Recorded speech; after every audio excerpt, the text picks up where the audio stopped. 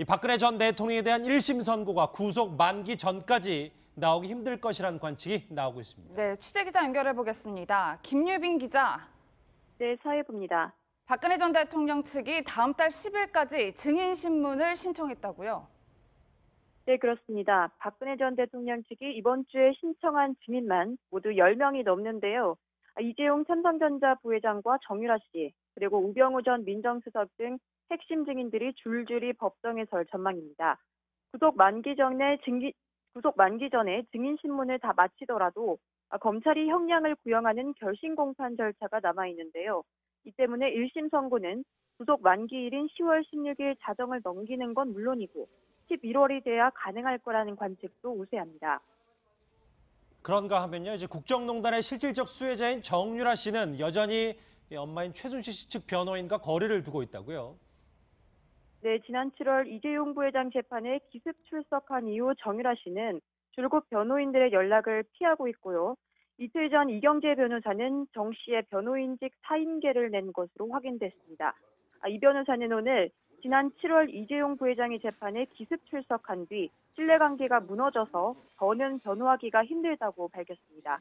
박 전 대통령 재판에 정유라 씨가 증인으로 신청된 부분도 어느 정도 영향을 미친 것으로 보입니다. 네, 그런가 하면 검찰이 민병주 전 국정원 심리전단장을 소환했는데 어떤 혐의였나요? 네, 국정원 여론조작 의혹을 수사 중인 검찰이 민병주 전 심리전단장을 조금 전 소환했습니다. 사이버 외곽팀을 통해 댓글 조작을 주도하고 또 국정원 예산을 불법 전용한 혐의인데요. 검찰은 오늘 민 전 심리전단장을 상대로 이 부분을 집중 추궁할 계획입니다. 지금까지 사회부에서 전해드렸습니다. 현장 다녀왔습니다. 금요일 뉴스특급 본격적으로 시작해보겠습니다. 오늘도 전문가 네 분과 함께합니다. 어서 오십시오. 네, 안녕하세요. 이 네 분과 함께 짚어볼 오늘 뉴스특급 첫 번째 주제는 바로 이겁니다.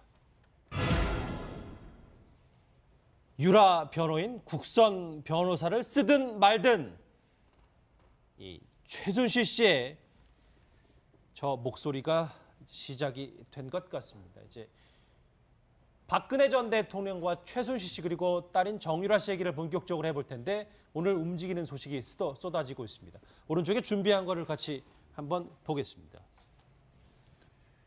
3인방의 먹구름이 진짜 꼈는지 안 꼈는지는 이제 앞날을 보면 알겠죠. 먼저 박근혜 전 대통령입니다. 내곡동에서 재판을 받자. 방금 전에 현장에서 짚어봤는데 백 변호사님. 네. 풀려나서 불구속 재판을 받을 가능성도 있긴 있는 겁니까? 지금 가능성은 굉장히 높아졌죠. 왜냐하면 박근혜 전 대통령의 구속기간 만료가 10월 17일 0시입니다. 그러니까 최소한 10월 16일까지는 선고가 나와야 되는데 이제 재판하는 과정을 보면 증인신문 절차가 끝나면 피고인 신문을 하고 피고인 신문이 끝나고 결심 공판을 해서 구형을 하고 그리고 2주에서 3주 정도 후에 이제 선고가 나는데 문제는 10월 10일까지 증인신문을 해요. 일단 확인된 거, 확정된 것만 10월 10일까지 증인신문을 하면 그 뒤에 최소한 2번의 기일이 더 필요한데 그럼 그 2번 기일을 10월 16일 안에 하더라도 선고는 결국 불구속 상태에서 받을 가능성이 굉장히 높아지긴 한 거죠. 10월 17일 안에 끝날 수가 지금 현실적으로 그러니까 물리적으로 불가능하기 때문인데요. 근데 지금 이제 다만 재판부에서는 이 구속 피고인을 불구속 상태로 재판을 하게 하는 거에 대해서 부담감이 굉장히 많습니다. 그래서 추가로 뭐 또 구속영장을 발부할 가능성은 배제할 수 없는데 일단 지금 발부돼 있는 구속영장의 만료가 10월 17일이라면 10월 17일 전에 일단 최소한 재판이 끝나는 건 불가능하다. 그러면 말씀하셨던 것처럼 불구속 상태로 재판을 받든지 다시 추가로 영장을 발부받아서 구속기간을 연장하든지가 이제 둘 중에 하나가 될 텐데 일단 확실한 건 10월 중순, 11월 중순에 다른 사람들, 차은택 등의 2차 구속기간 만료가 11월 중순경이거든요. 그 전에는 어떻게든 재판은 끝날 것 같다는 생각이 드네요. 예, 이수희 변호사님, 저희 뉴스특급팀이 오늘 박근혜 전 대통령의 자택인 내곡동에 이렇게 오전에 다녀왔는데 그럼 말씀대로라면 저 내곡동 자택에서 서울중앙지방법원을 왔다 갔다 하면서 이제 재판을 받는다. 저희가 이렇게 보면 되는 건가요? 그러니까 이제 1차 구속영장이 1심에 이제 6개월, 그게 이제 10월 16일인데 보통 지금 다른 피고인들도 마찬가지였지만 뭐 김기춘 실장이나 거기는 유죄 선고가 나서 그렇긴 한데 이게 연장이 가능하기는 해요. 그 연장이 어떤 거냐면 지금 이제 구속영장이 발부됐을 때 뭐 직권남용, 뇌물 이런 거 말고 기소할 때 구속영장에 없던 그 죄가 있어요. 그게 SK하고 롯데에서의 그 추가 출연했던 결국은 더 출연하진 않았지만 그런 새로운 범죄 사실이 있기 때문에 그걸 이유로 해서 구속영장을 한 번 더 청구할 수는 있어요, 검찰이. 그런데 그게 이재용 부회장의 그 선고 난 거하고 견져 보면은 그 재단에 뭐 K스포츠 뭐 미르재단에 대한 출연은 뇌물 공여로 인정이 안 됐거든요. 그 이재용 부회장 재판에서. 그렇다 그러면은 기소 단계에서 추가된 SK하고 롯데의 그 범죄 사실 가지고 구속영장 청구를 했을 때 받아들여질까라는 거에 있어서는 저도 잘 모르겠습니다. 그게 이제 법원에 어떤 판단이 있을지. 예. 그렇다라고 하면은 불구속 상태에서 재판을 받을 가능성이 있는 거고, 그러면 그야말로 자기 자택에서 받으면 돼요. 그게 아니면은 힘들면 이제 뭐 모처에서 뭐 언론이란 이런 데 너무 노출되는 게 싫으면은 모처에 있을 수도 있지만 제 생각에는 뭐 이 내곡동이 멀지 않기 때문에 그 중앙지검하고 멀지 않죠. 예. 아마 자택으로 뭐 불구속 상태가 된다면 자택에서 재판을 받지 않을까 싶은데 그러면 글쎄요. 선고 날 때까지 11월 선고를 얘기하지만 불구속 상태라고 하면은 박 대통령 입장에선 더 끌고 싶지 않을까 뭐 그런 생각도 저는 듭니다. 일단 두 분의 변호사분들은 박근혜 전 대통령이 풀려난 뒤에 재판을 받을 수 있다. 방금 전에 화면으로 잠깐 만나봤지만 이 내곡동 자택 화면으로 참 오랜만에 보는데 당시에 이 내곡동으로 이사가 됐을 때 저희가 한창 화장실 뭐 타일이라든지 뭐 욕실, 뭐 콘크리트, 철근들이 들어간 것을 봤는데 지금 육안으로 봤을 때 물론 뭐 오늘도 공사가 잠깐 진행 중이었던 것도 있습니다만 오늘 화면을 보면 거의 새 집의 정비가 다 된 것 같아요.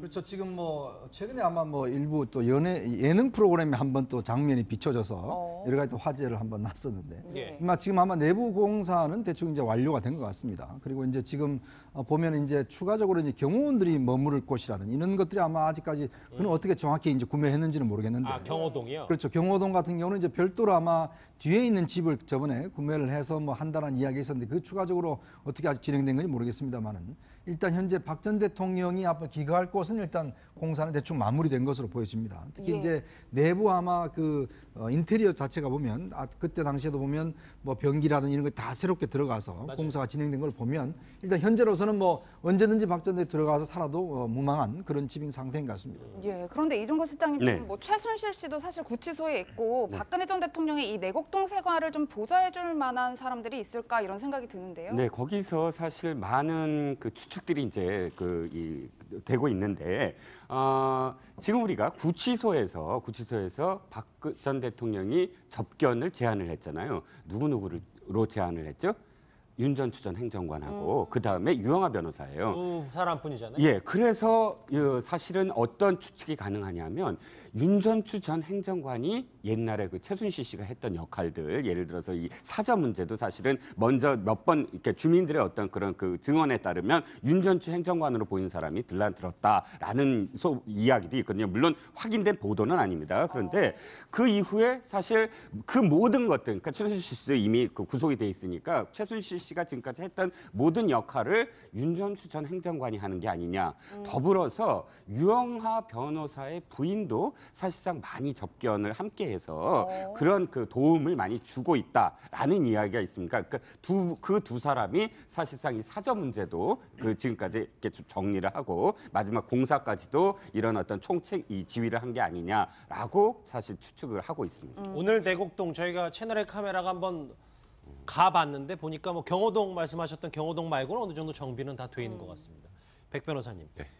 그러니까 구속 기간이 연장될 가능성은 전혀 없는지 그리고 박 전 대통령이 지난주에 이제 2차 건강 검진을 받았으니까 병 보석 가능성은 없는지 뭐 이것도 좀 체크를 좀 해봐야 될 것 같아서요. 일단 저는 개인적으로 생각할 때 2차 구속영장 청구 그리고 발부 가능성이 더 높다고 생각해요. 내곡동으로 돌아가는 것보다는. 예. 그러니까 제가 아까 불구속으로 재판받을 가능성이 높다라고 말씀을 드렸던 건데 왜냐하면 이제 아까 이수희 변호사님 말씀하셨던 것처럼 지금 첫 번째 청구됐던 구속영장 기재 범죄 사실에 SK 관련 범죄, 그다음에 롯데 관련 범죄는 빠져 있어요. 지금 신동빈 회장 같이 재판받고 있잖아요. 그러니까 그런 거를 묶어서 추가로 구속영장 청구하고 발부받을 가능성이 높은 건 재판부에서도 구속된 피고인을 풀어주고 재판하는 거를 별로 원하진 않아요. 예, 그건 아무래도 그 이후에 뭐 굉장히 죄질이 안 좋거나 그리고 또 이게 중한 형벌이 예상이 되는 경우에는 도주 우려도 있기 때문에 사실 그 부분은 굉장히 조심스럽게 제 개인적인 생각으로는 추가로 구속영장 청구할 가능성이 많은데 다만 이제 10월 17일 전에 결심 공판이 끝나면 그러니까 제가 말씀드렸던 거 10월 10일에 증인신문이 마무리되고 그 이후에 이제 결심 공판의 피고인 신문하고 그다음에 구형을 하지 않습니까? 그게 안에 끝나면 선고 기간 한 2주 정도 그 기간은 굳이 구속영장을 재청구하지 않을 가능성도 있는데 문제는 10월 17일 이후에도 기일이 계속 잡혀야 될 상황이라면 그러면 아마도 구속영장 청구하고 발부될 가능성이 높지 않을까 저는 개인적으로 생각합니다. 병보석은요 그러면? 그리고 병보석은 저는 개인적으로 아직까지는 가능성이 별로 높지 않다고 생각을 하고요. 지금 박근혜 전 대통령이 병원을 몇 번 왔다 갔다 했지만 뭐 엄청나게 큰 질병을 얻었다거나 이런 건 아니지 않습니까? 뭐 일반적으로 얻을 수 있는 정도의 수준 그리고 과거에 안 좋았던 허리가 조금 악화된 정도이기 때문에 그 정도 사유로는 병보석이 될 가능성은 아직은 거의 없다고 봐야 될 것 같습니다. 예, 이은정 의원님, 네. 만약 백 변호사님 말씀처럼 구속 기간이 연장이 된다면 박근혜 전 대통령이 이제 구치소에서 겨울나기를 좀 해야 되는 거잖아요. 그렇죠. 이게 지금 서울구치소가 사실 지은 지가 1986년도에 지어져서 그러니까 지금 꽤 오래됐습니다. 그러다 보니까 시설도 그렇고 여기 위풍이 굉장히 심해요. 이제 그러다 보니까 예전에는 이제 그 스팀으로 이제 온풍으로 난방을 했거든요. 근데 2001년도에 이제 김대중 정권 시절에 그때 이제 이걸 전부 다 판넬로 전기 판넬로 바꿨습니다. 이제 그러다 보니까 예전보다는 좀 지내기는 편해요. 근데 이제 그런다 하더라도 이게 이제 그 구치소가 좀 오래되다 보니까 위풍이 많이 불어서 굉장히 위에는 춥습니다. 그러니까 예를 들어서 뭐 따뜻한 밑에 들어가면 모르겠지만 위에 그냥 있으면 공기 자체는 굉장히 냉랭한 공기거든요. 근데 특히 이제 박 전 대통령이 더위는 잘 견디는데 문제는 추위를 굉장히 탄다는 그 이야기거든요. 그래서 아마 이제 특히 지난 여름 같은 경우는 그래도 구치소가 많이 더웠지만 그래도 어느 정도 뭐 견딜 텐데 지금 문제는 추위가 오면 서울소 같은 경우는 상당히 겨울 나기가 좀 힘든 그런 그 측면이 있습니다. 더군다나 이제 온수 같은 경우는 물론 나오지만 이 샤워 같은 경우는 일주일에 한 번 정도밖에 이제 못 하게 돼요. 온수를 그렇죠. 그러다 보니까 아무래도 이번 겨울을 어떻게 나느냐. 지난번 같은 경우 그래도 좀 춥긴 했지만 했는데 지금 이제 만약 연장이 된다라면 그 12월 같은 경우 넘어야 되거든요. 진짜 혹한을 지나가는 그렇죠. 거잖아요. 혹한기를 넘어야 되는데 서울구치소 혹한이 그렇게 견디기가 간단치는 않습니다. 말씀하셨던 것처럼 박 전 대통령 여름에도 추위를 상당히 많이 타는 걸로 잘 알려져 있습니다. 그래서인지 이런 말을 과거에 강조하기도 했었는데 목소리 한번 들어보시죠. 청와대가 솔선수범해서 전력 소모를 줄여주시기 바랍니다. 저도 요즘 에어컨을 전혀 틀지 않고 지내고 있습니다. 요즘은 이렇게 그 셔츠 차림으로 일하는 거 이게 그 전기 전략의 상징같이 됐습니다. 그래서 우리 국무회의에서는 반바지까지는 안 입더라도 이렇게 솔선수범을 하는 게 아주 바람직한 일이라고 생각을 합니다. 예, 실제로 박 전 대통령이 굉장히 차가운 바람에 예민한 반응을 보였던 것이 법정에서 재판을 받을 때에도 그렇죠. 에어컨을 막아달라 이런 요청을 했었잖아요. 그렇죠. 법정에서 그런데 에어컨을 그렇게 세게 안 틀었거든요. 그 법정도 역시 마찬가지로 그런 어떤 온도, 실내 온도를 몇 도까지다 해서 굉장히 그걸 준수하는 편이라 그럼에도 불구하고 5월 달에 저 에어컨 바람을 막아달라고 할 정도라면 사실 에어컨 바람이든 어떤 바람이든 차가운 그 온도에 상당히 민감한 건 사실인 것 같아요. 제가 회고록에서도 그 기억이 나거든요. 신당동 자택을 구입을 했을 때 유경수 여사가 굉장히 기뻐한 것을 이제 박근혜 대통령이 기술을 하는데 그 중에서 하나가 뭐냐면은 그간 이렇게 그 지방에 떠돌아다니면서 따뜻한 물을 쓸 수 없었고 집안이 너무 우풍이 심했는데 신당동 자택에 들어가서 가장 기뻤던 것이 따뜻한 집을 드디어 마련을 했다라는 내용이 있어요. 그런 걸 보면 사실 어렸을 때부터 그런 추위에 굉장히 그러니까 그 추위를 싫어했다 이런 뭐 추측은 할 수가 있죠. 예, 오른쪽에 준비한 거 두 번째 인물로 넘어가겠습니다. 일단 박 전 대통령은 구속 기간 내에 선고는 어려울 수 있겠지만 풀려난 뒤 재판을 받을 가능성은 뭐 두 분의 전문가는 그리 높게 보진 않는데 알겠습니다. 일단 좀 봐야 되겠죠. 두 번째 인물 최순실 씨입니다. 딸의 얘기에 대해서 국선 변호사 쓰든 말든 내가 무슨 상관이야라는 이수희 변호사. 어찌 보면 지금까지 얘기했던 것 중에 딸에 대해서 가장 모질게 얘기하는 것 같은데. 뭐 저건 이제 우리가 직접 들은 건 아니고 카더라인 건데 뭐 최순실 씨 입장에서는 말 소유권에 대해서 그러니까 삼성이 사준 말 소유권에 대해서 정유라 씨가 네 말처럼 타라라고 엄마한테 얘기 들었고 그리고 그 삼성의 지원이 다른 그 많은 그 승마 유망주들이 아니라 온리 정유라만을 위한 지원이었다는 취지의 증언을 했죠. 그건 다른 것도 아니고 엄마 최순실로부터 들었다라고 하니까 아마 이제 재판부에서도 더 신빙성 있게 받아들였을 텐데 그게 이제 본인한테 굉장히 불리하게 작용했기 때문에 화가 날 만한 상황이기도 했죠. 거기에다가 심야에 뭐 도망치듯이 이렇게 변호인들하고 연락도 안 받고 그렇게 이제 기습 그 증언을 섰기 때문에요.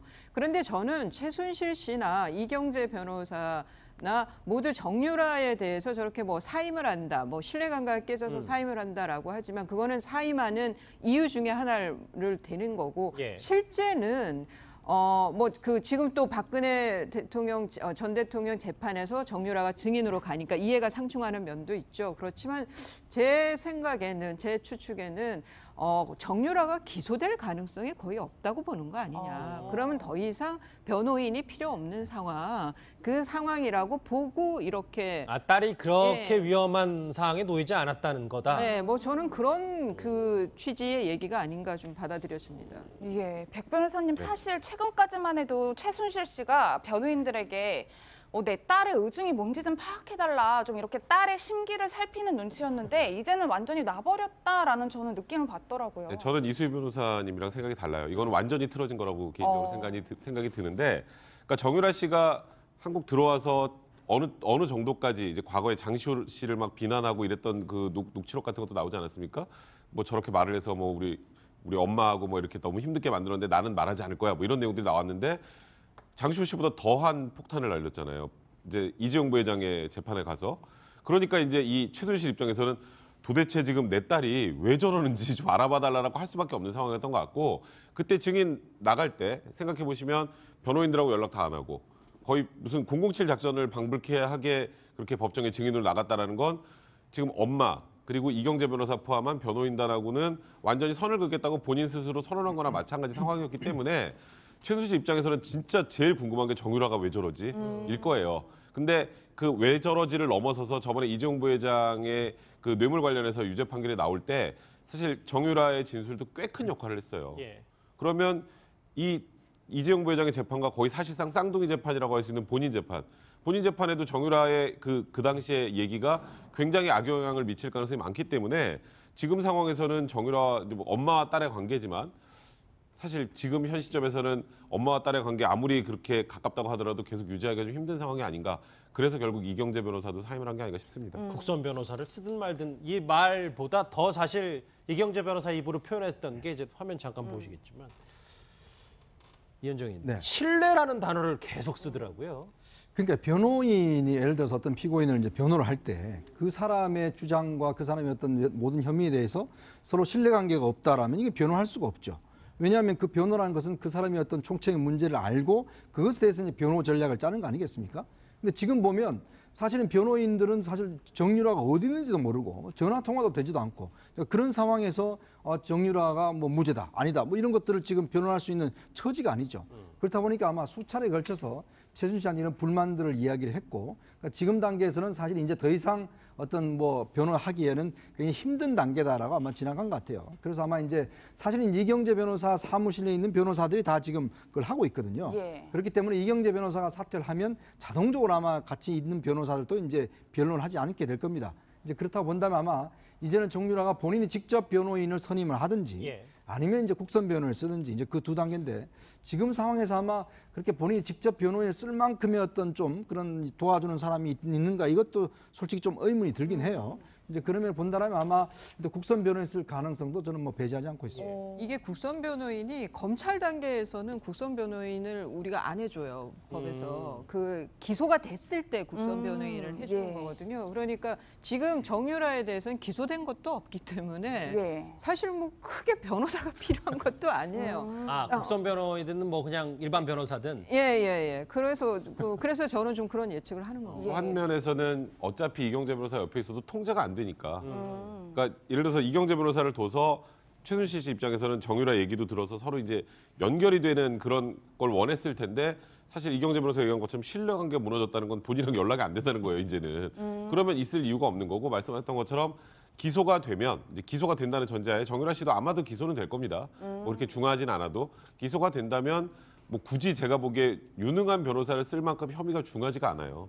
그래서 만약에 기소가 된다면 국선 변호사로 갈 가능성이 좀 더 높지 않을까 저는 생각합니다. 근데 중요한 건 사실 여기서 정유라 씨 입장을 봐야 될 것 같아요. 정유라 씨 입장에서는 그러면 그 어머니를 변호하는 변호사들을 내 변호사로 계속 써야 되는가라는 판단한다면 그러진 않다는 거죠. 왜냐하면 자신의 이득을 위해서 변호인은 존재하잖아요. 자신의 어떤 그러니까 의뢰인의 이득이 무엇이냐를 그러니까 그 방향으로 가야 되는데 자신의 어머니 최순실 씨를 변호하는 변호사들은 최순실 씨의 이득을 먼저 생각을 한단 말이죠. 예를 들어서 모녀 관계긴 하지만 내가 이렇게 반하는 증언을 해서 기소를 안 당하거나 혹은 기소를 되더라도 굉장히 형을 약하게 받겠다라는 그런 의도로 사실 발언을 했을 때 자신의 의뢰인은 사실은 자신의 편을 들어줘야지 어머니의 편을 들었단 말이죠. 그렇다면 당연히 나도 내 이익을 위해서는 다른 변호인을 해야 돼라고 판단을 할 수밖에 없는 거죠. 그러니까 동시에 두 사람을 함께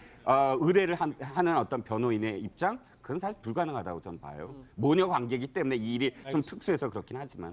오른쪽에 준비한 거 마지막으로 한번 보실게요. 내곡동에서 재판을 받고 싶어 할 것 같은 박근혜 전 대통령과 이 말도 전언입니다만 뭐 딸에 대해서 국선 변호사 쓰든 말든 상관없다. 이 말도 전언이기만 합니다인데 이 얘기 좀 흥미로워요. 나를 도와줄 사람이 없는 듯 정유라 씨입니다. 예, 이현정 의원님 네. 뭐 이 말이 사실이라면 정유라 씨가 이제 엄마도 믿을 수 없다. 검찰과 아들과 함께 가겠다. 뭐 저희가 이렇게 받아들이면 되는 건가요? 그러니까 지금 보면 정유라 씨 처지가 보면 굉장히 좀 고립무원한 상태인 것 같습니다. 왜냐하면 지금 아버지인 정유라 씨 같은 경우도 사실은 뭐 그렇게 지금 도와주는 것 같지도 않고 또 지금 뭐 예를 들어서 지금 친척들 같은 경우도 사실 거의 뭐 이번에 뭐 척이 많이 졌지 않습니까? 예. 이제 그러다 보니까 아마 지금은 사실은 아기를 키우기 위해서 이제 혼자 있는 것 같고 지난번에 아마 그 보모 같은 경우도 일을 더 이상 할 수 없다라고 해서 아마 그만둔다라는 이야기가 있었는데 그 다음에는 어떻게 된지는 모르겠어요. 예. 이제 그런 상황이라면 지금 정유라는 굉장히 혼자 지금 고립돼 있는 상황에서 뭐 특검 측에 조금의 어떤 도움을 받고 있는 상황이 아닌가. 그리고 또 아버지인 정윤회 씨 같은 경우는 이미 오래전에 사실 사이가 멀어졌고 그런 상황에서 뭐 접촉이 없다고 한다면 지금은 거의 이제 좀 칩거 상태에 있는 것이 아닌가 아마 그렇게 좀 추정을 해봅니다. 이수 변호사님. 예. 그런데 아까 뭐 굳이 뭐 국선 변호사든 일반 변호사든 필요는 없다는 말씀하셨지만 그래도 누군가는 이 정유라 씨 변호사 말고도 도와줄 사람이 필요할 건 아니겠습니까? 아버지 뭐 정윤회 씨가 분명히 뭐 도와줄 걸로 보이고요. 그리고 본인이 지금 힘든 것 중에 하나가 이게 그 엄마 최순실 씨가 그 뇌물죄 공범으로 기소가 되는 바람에 재산이 동결됐어요. 예. 그러다 보니까 돈 쓰는 것이 쉽지는 않을 거예요. 아마 아버지한테서 오지 않으면은 돈 쓰는 것이 자유롭지 않을 텐데 뭐 그런 것이 정유라 씨 입장에서는 좀 더 힘든 게 되지 않을까 뭐 그런 생각이 들고 그리고 지금 정유라 씨에 대해서 뭐 기소가 된다라고 하면은 저는 주목해서 보는 게 재산국외도피죄를 이거를 그 죄에 기소를 할 거냐 아니냐 이 재산국외도피죄가 굉장히 형량이 센 거란 말이에요. 그렇죠. 그런 면에서 저는 외려 기소 가능성이 낮으면서 본인이 좀 자유로워진 거 아닌가 싶기도 하고요. 예, 이종건 실장님 네. 그런데 사실 네. 정유라 씨가 지금 21살로 별다른 경제 활동을 그쵸. 하지 않고 있고 네네. 지금 지내는 곳도 사실 엄마 명의의 건물인 것으로 알려지고 예, 예. 있는데 엄마랑 이렇게 척을 지면 여기서 다 나오고 뭐 돈도 다 반납해야 되고 뭐 이런 거 아닌가요? 생활이 가능한 건가요? 우리가 지금 사실 최악의 경우는 그럴 수도 있겠죠. 있든 없든 뭐 국선 변호사 써라. 그리고 넌 내 딸이 하니까 나가라라고 만약에 최순실 씨가 한다면 법적으로는 아마 별 수 없을 거예요. 나갈 수 있을 텐데 이 대목에서 우리가 한번 기억을 할 대목이 뭐냐면 노승일 부장이 이런 발언을 했어요. 아무리 막 럭비공 같지만 그러나 어머니의 한 10배는 앞서 있다. 생각이. 자 그러면 정유라 씨가 이렇게 그러니까 새벽에 삼성과 반하는 이재용 부회장의 불리한 그런 증언, 최순실 씨의 불리한 그런 증언을 하러 아침에 뛰쳐나갔다 하는 것이 충동적인 행동으로 보이진 않거든요. 최소한 계산이 있었을 거다. 충분한 계산. 그 계산이 내가 이렇게 해서 내 형량만 감소되는 것이 아니라 내가 그래도 버틸 수 있는 그 무엇인가가 있지 아니하면 그 새벽 4시에 나가서 그 어머니한테 지금까지 이런 비난을 받으면서까지 계속 가능할까? 저는 충분히 무엇인가 지금 충분한 어떤 준비가 있었을 것이다. 그렇지 않고는 그렇게 새벽에 나가지 않을 것이다라고 봅니다. 일단 그래도 도와주는 사람 없이 잘 지낸다고 이렇게 분석하셨. 그때 백 변호사님 과거에 미승 빌딩인가 이 최순실 소유의 이것 내놨는데 안 팔렸다 뭐 이런 얘기도 있었어요. 못 팔았죠. 예. 그러니까 왜냐하면 지금 그 나중에 혹여라도 이걸 팔아서 현금화할 거를 좀 우려해서 팔았죠. 검찰에서 이제 아예 그 추징 보존 처분 같은 걸 해놓은 상황이기 때문에 그 경우에 뭐 제가 예를 들어서 제가 그걸 사고 싶다고 샀다가 나중에 제대로 문제될 이전받지 수 있죠. 못하고 예. 문제가 될 수 있기 때문에 사실 매수하는 쪽 입장에서는 좀 어려웠을 것 같고요. 예. 저는 최순실이 최소한 미승빌딩에서 나가라고는 안 할 것 같아요. 그러니까 물론 뭐 미성년은 지났지만 그래도 우리 민법상 우리 부양의무라는 게 있어서 부모가 자식한테 이제 부양을 해줘야 되는 것, 물론 성년이면은 뭐 크게 의미는 없지만 그런 것까지 고려를 할 때, 그리고 또 본인에게 미칠 또 다른 여론의 그 문제 뭐 이런 여론에 또 굉장히 또 딸을 내보내면 굉장히 또 이게 난리가 한번 날 거 아니에요. 이제 그런 것들을 고려해서 굳이 뭐 거기서 나가라고 할 정도까지는 하지 않을 것 같은데, 정유라 입장에서 조금 전에 손자가 있으니까요. 네, 말씀하셨던 것처럼 정유라가 지금 삼성 관련해서 증언을 할 때 아무 준비도 없이 하지는 않았을 것이다라고 저도 개인적으로 생각을 해요. 예. 그러니까 무언가 그 이후에 이렇게 해서 척을 엄마랑 저도 어떻게 살 길이 있기 때문에 이렇게 있는 하지 구석이 않았을까? 있다. 또 개인적으로 그렇게 생각이 듭니다. 예. 박근혜, 최순실, 정유라 이 3인 3색의 여러 가지 속내까지 짚어봤습니다. 11월 선고를 얘기하지만 불구속 상태라고 하면은 박 대통령 입장에선 더 끌고 싶지 않을까 뭐 그런 생각도 저는 듭니다. 일단 두 분의 변호사분들은 박근혜 전 대통령이 풀려난 뒤에 재판을 받을 수 있다. 방금 전에 화면으로 잠깐 만나봤지만 이 내곡동 자택 화면으로 참 오랜만에 보는데, 당시에 이 내곡동으로 이사가 됐을 때 저희가 한창 화장실 뭐 타일이라든지 뭐 욕실, 뭐 콘크리트, 철근들이 들어간 것을 봤는데, 지금 육안으로 봤을 때 물론 뭐 오늘도 공사가 잠깐 진행 중이었던 것도 있습니다만 오늘 화면을 보면 거의 새 집의 정비가 다 된 것 같아요.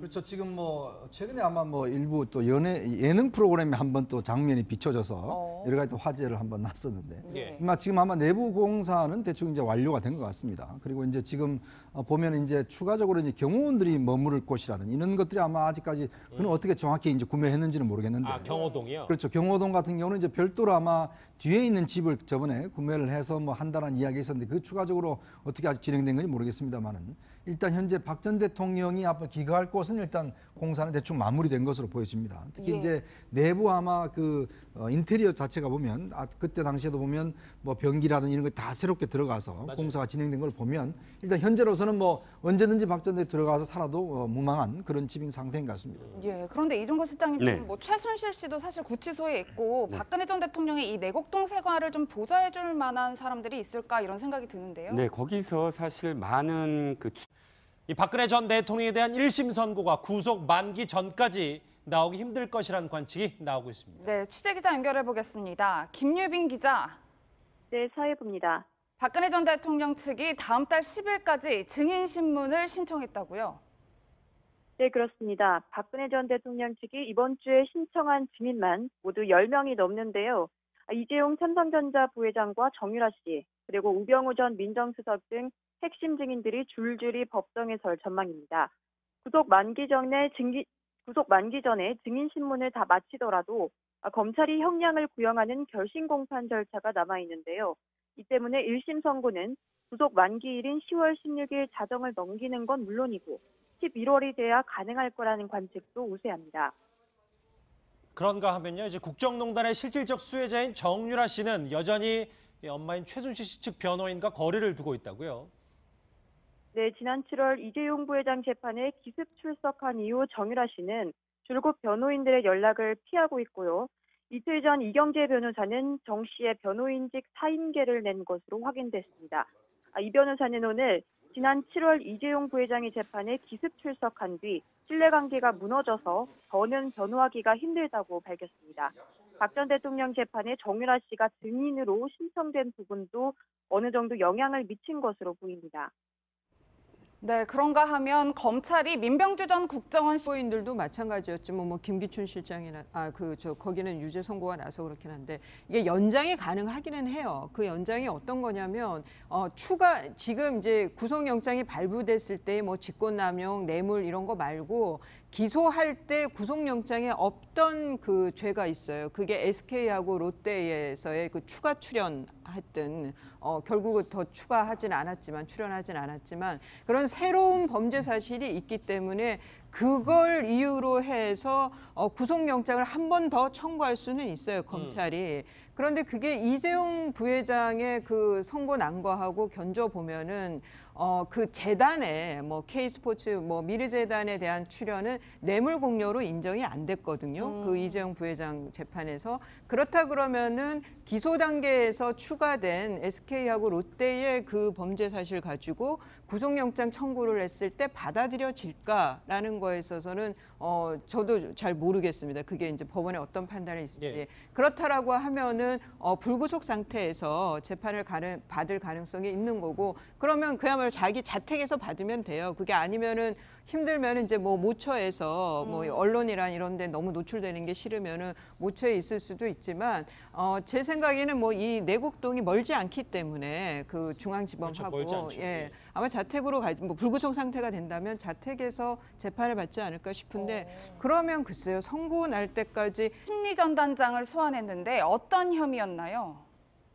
네, 국정원 여론조작 의혹을 수사 중인 검찰이 민병주 전 심리전단장을 조금 전 소환했습니다. 사이버 외곽팀을 통해 댓글 조작을 주도하고 또 국정원 예산을 불법 전용한 혐의인데요. 검찰은 오늘 민 전 심리전단장을 상대로 이 부분을 집중 추궁할 계획입니다. 지금까지 사회부에서 전해드렸습니다. 현장 다녀왔습니다. 금요일 뉴스특급 본격적으로 시작해 보겠습니다. 오늘도 전문가 네 분과 함께합니다. 어서 오십시오. 네, 안녕하세요. 이 네 분과 함께 짚어볼 오늘 뉴스특급 첫 번째 주제는 바로 이겁니다. 유라 변호인 국선 변호사를 쓰든 말든 이 최순실 씨의 저 목소리가 시작이 된 것 같습니다. 이제 박근혜 전 대통령과 최순실 씨 그리고 딸인 정유라 씨 얘기를 본격적으로 해볼 텐데 오늘 움직이는 소식이 쏟아지고 있습니다. 오른쪽에 준비한 거를 같이 한번 보겠습니다. 3인방의 먹구름이 진짜 꼈는지 안 꼈는지는 이제 앞날을 보면 알겠죠. 먼저 박근혜 전 대통령입니다. 내곡동에서 재판을 받자. 방금 전에 현장에서 짚어봤는데 백 변호사님. 네. 풀려나서 불구속 재판을 받을 가능성도 있긴 있는 겁니까? 지금 가능성은 굉장히 높아졌죠. 왜냐하면 박근혜 전 대통령의 구속기간 만료가 10월 17일 0시입니다. 그러니까 최소한 10월 16일까지는 선고가 나와야 되는데 이제 재판하는 과정을 보면 증인신문 절차가 끝나면 피고인 신문을 하고 피고인 신문이 끝나고 결심 공판을 해서 구형을 하고 그리고 2주에서 3주 정도 후에 이제 선고가 나는데 문제는 10월 10일까지 증인신문을 해요. 일단 확인된 거, 확정된 것만 10월 10일까지 증인신문을 하면 그 뒤에 최소한 2번의 기일이 더 필요한데 그럼 그 2번 기일을 10월 16일 안에 하더라도 선고는 결국 불구속 상태에서 받을 가능성이 굉장히 높아지긴 한 거죠. 10월 17일 안에 끝날 수가 지금 현실적으로 그러니까 물리적으로 불가능하기 때문인데요. 근데 지금 이제 다만 재판부에서는 이 구속 피고인을 불구속 상태로 재판을 하게 하는 거에 대해서 부담감이 굉장히 많습니다. 그래서 추가로 뭐 또 구속영장을 발부할 가능성은 배제할 수 없는데 일단 지금 발부돼 있는 구속영장의 만료가 10월 17일이라면 10월 17일 전에 일단 최소한 재판이 끝나는 건 불가능하다. 그러면 말씀하셨던 것처럼 불구속 상태로 재판을 받든지 다시 추가로 영장을 발부받아서 구속기간을 연장하든지가 이제 둘 중에 하나가 될 텐데 일단 확실한 건 10월 중순, 11월 중순에 다른 사람들, 차은택 등의 2차 구속기간 만료가 11월 중순경이거든요. 그 전에는 어떻게든 재판은 끝날 것 같다는 생각이 드네요. 예, 이수희 변호사님, 저희 뉴스특급팀이 오늘 박근혜 전 대통령의 자택인 내곡동에 이렇게 오전에 다녀왔는데 그럼 말씀대로라면 저 내곡동 자택에서 서울중앙지방법원을 왔다 갔다 하면서 이제 재판을 받는다. 저희가 이렇게 보면 되는 건가요? 그러니까 이제 1차 구속영장이 1심에 이제 6개월, 그게 이제 10월 16일인데 보통 지금 다른 피고